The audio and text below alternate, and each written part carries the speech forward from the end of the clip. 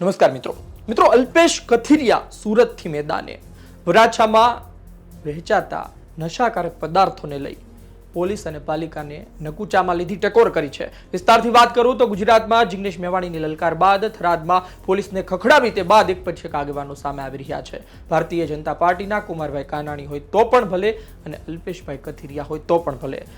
કુમારભાઈ કાનાણી પોતાના અંદાજમાં ફરી એક વખત પત્ર લખી ચૂક્યા અને તેમણે વાત કરી દીધી કે શું કરવું જોઈએ શું ન કરવું જોઈએ। તેમણે એ પણ કહ્યું કે કઈ પરિસ્થિતિ છે અને આ બાદ વરાછાથી અલ્પેશ કથિરિયાનો એક વિડીયો સોશિયલ મીડિયામાં વાયરલ થઈ રહ્યો છે। તેમણે પણ નશાકારક પદાર્થોને લઈ પોલીસને વાત કરી છે। સાંભળો તેમણે શું કહ્યું।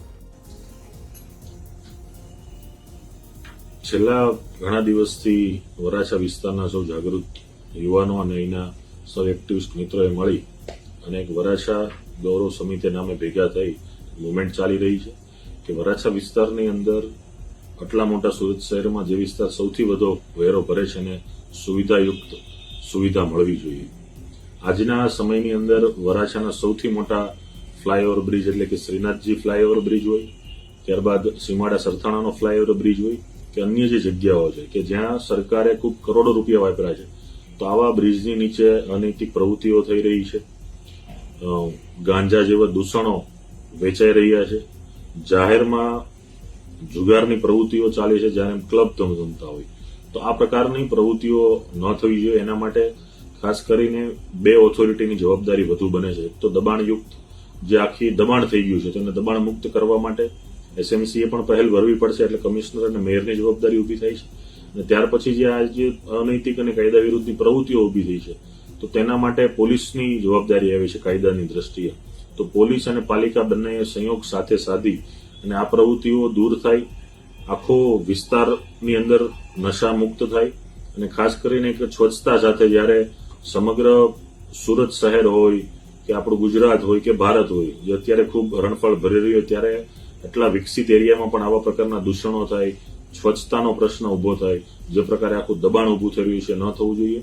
સાથોસાથ વરાછા વિસ્તારની અંદર જે આખા એક ફ્રૂટ માર્કેટની એક સમસ્યા ઉભી થઈ છે જેનાથી દરરોજ 1 લાખથી પણ વધારે લોકો દરરોજ રાત્રે અડધી કલાકનો શિકાર બને છે, તો એના માટે પણ દબાણ ખાતા એસએમસી અને સાથે પોલીસનો સંયોગ લઈ અને આ એક પણ લોકોની શરમ ભર્યા વગર એકદમ ગેરકાયદેસર દબાણ કરે છે આવા લોકોને આ વરાછા રોડથી મુક્ત કરવા જોઈએ। પ્રજા સુખ શાંતિથી જીવી શકે માટે પહેલ થવી જોઈએ અને આ માટે વરાછા વિસ્તારની જે પણ મુહિમ ચાલી રહી છે એમાં એક વરાછાવાસી યુવાન તરીકે બાલ મંદિરથી આ વિસ્તારમાં રહ્યા છીએ, ભણ્યા છીએ, ગણ્યા છીએ અને આજે આ વિસ્તારમાં ધંધો કરીએ છીએ, એટલે પવિત્ર ફરજ તરીકે આ સમિતિ સાથે અમે ખૂબ તન મન ધનથી જોડાઈએ છીએ અને જ્યાં પણ અમારી જરૂર હશે ત્યાં અવશ્ય હાજર પણ રહીશું। અને આ મીડિયાના માધ્યમથી સૌ શહેરીજનોને, તંત્રને, ખાસ કરીને પોલીસ અને એસએમસી બંને તંત્રને એક યુવાન તરીકે મારી વિનંતી છે કે યુવાનોને આ લડાઈ લડવી પડે। હાલની દ્રષ્ટિએ એક શરમજનક બાબત છે, એટલે આ વિકસિત સુરત શહેરની અંદર આ પ્રવૃત્તિ ન થવી જોઈએ એવી હું તંત્રને અપીલ કરું છું કે તત્કાલ ધોરણે આ બધી પ્રવૃત્તિ અને મુદ્દાઓ પર ધ્યાન આપી અને આ વરાછાને સુગમ અને સુવિધાયુક્ત બનાવવામાં મદદ કરે। આપણે સાંભળ્યું કે અલ્પેશ કથિરિયાએ શું વાત કરી। તમે સમજો કે આ વાત આમ જ નથી કહેવામાં આવી, આની પાછળ ઘણા વિડીયો જવાબદાર છે, ઘણી પરિસ્થિતિ જવાબદાર છે। બેશક અત્યાર સુધી તેમને ખબર નહીં હોય એ વાત પણ ગળે નથી ઉતરતી, પરંતુ અત્યારના માહોલ છે, લોકો રસ્તા પર છે, લોકો વિરોધ કરે છે, તો પછી આ બાબતે આપણે પણ ચૂપ ન રહેવું જોઈએ તેવું વિચારી તેમણે પણ કહ્યું। 3 વિડીયો છે જે સુરતના હજુ હમણાં વાયરલ થયા અને ભારે સોશિયલ મીડિયામાં ચર્ચા જગાવી કે સુરતનું યુવાધન કઈ દિશામાં જઈ રહ્યું છે। જુઓ।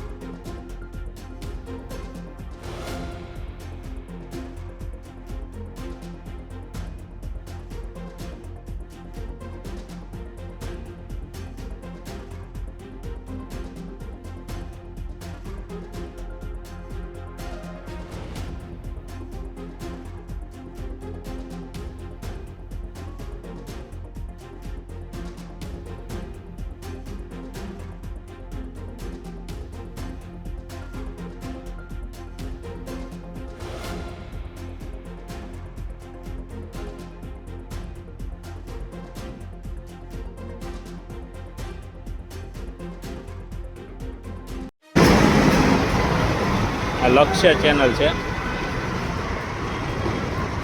અને આ જો સામે બધા રમે છે જુગાર. આ ભાઈ બધા જોવા જાય છે અને હજી અહીંયા વસ્તુ લેવા જાય. ગાંજો ચરસ બધું અહીંયા જ વેચાય છે.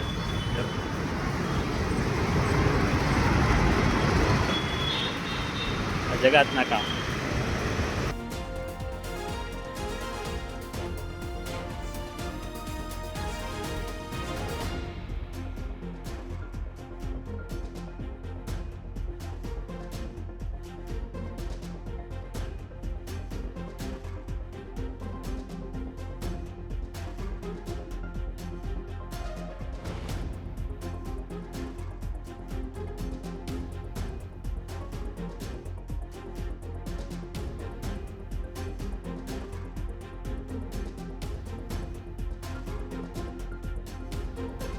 આ બે દ્રશ્યો જોયા. ઘણા દ્રશ્યો એવા છે કે અમે તમને સીધા ન બતાવી શકીએ, પરંતુ વાત ફક્ત સુરતની નથી, વાત ફક્ત બનાસકાંઠાની નથી, સમગ્ર ગુજરાતમાં મોટા પ્રમાણમાં નશાકારક પદાર્થો વેચાય છે. સવાલ એ છે કે પોલીસ શું કરે છે? પોલીસ કર્મચારીઓને ઈમાનદારીથી કામ કરવું છે તો તેને રોકે છે કોણ? આ બે સવાલનો જવાબ આપણને ક્યારે મળશે એ ખબર નથી. નેતાઓ આ પ્રકારે પત્ર લખે છે, પરંતુ રસ્તા પર ક્યારે આવશે? કુમાર કાનાણી, અલ્પેશ કથિરિયા મેદાને આવ્યા, પરંતુ ભારતીય જનતા પાર્ટીના બીજા નેતાઓ શું કરી રહ્યા છે? આ વાત ફક્ત વિરોધ પક્ષની નથી, આ વાત સમગ્ર એક સમાજની છે જે આપણી વચ્ચે જીવી રહ્યો છે. એ આવતીકાલે આપણા પરિવાર સુધી પણ બધી આવી શકે છે. ભારતીય જનતા પાર્ટી હોય, આમ આદમી પાર્ટી હોય, કોંગ્રેસ હોય, તમામ નેતાએ આગળ આવવું પડશે. ખોટું થતું હોય ત્યાં બોલવું પડશે. એ પછી પાર્ટીને સારું લાગે કે ખરાબ લાગે, આપનું શું કહેવું છે કોમેન્ટ બોક્સમાં જરૂરથી જણાવજો. આ વિડીયો આ માહિતી પસંદ આવી હોય લાઈક કરજો, શેર કરજો. ધન્યવાદ.